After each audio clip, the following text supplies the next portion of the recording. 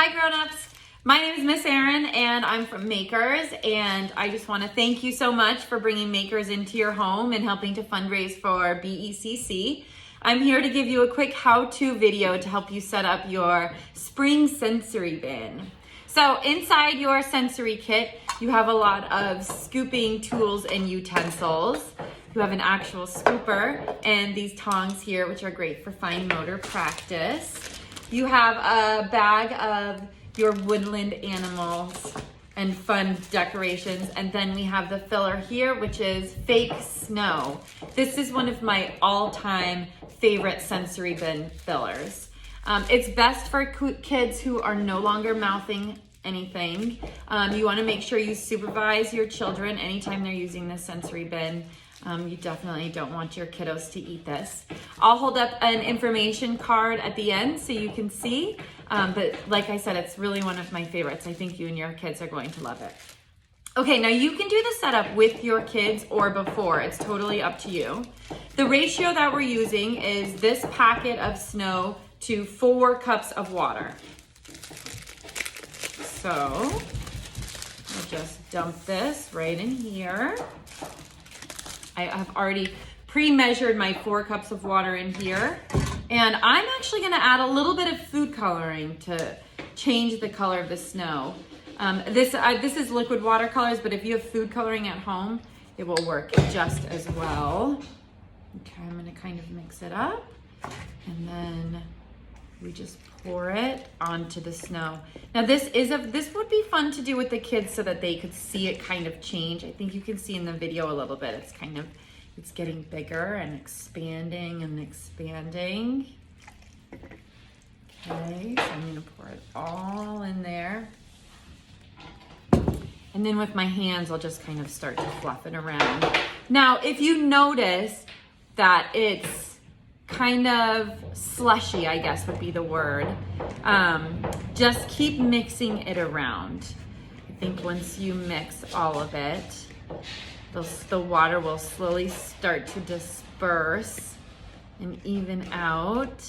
And then you'll have this beautiful dish of snow. Okay, so now that your snow is made and you're ready to play, it's time to get set up.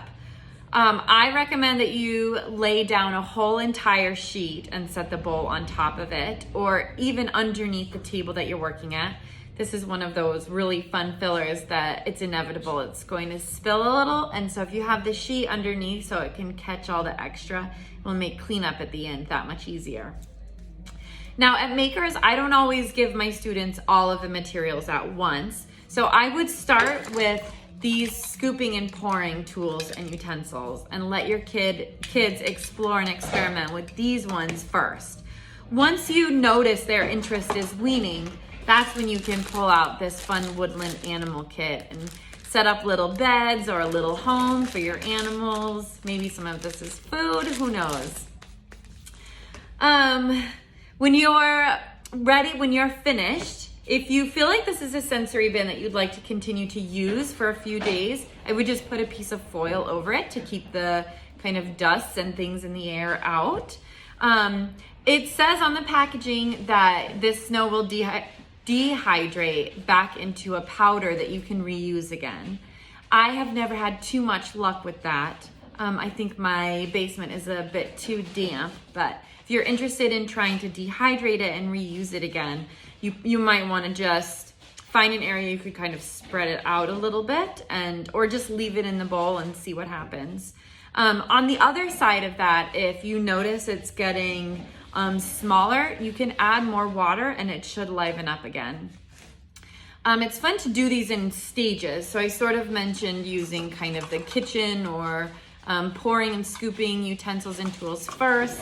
And then you can bring in these woodland animals for some sort of animal imaginary play. And then when it's on the way out, when you're sort of feeling like you've gotten all you can about the sensory bin, if you freeze some of this in a Tupperware container or an ice cube tray, and it will kind of turn slushy.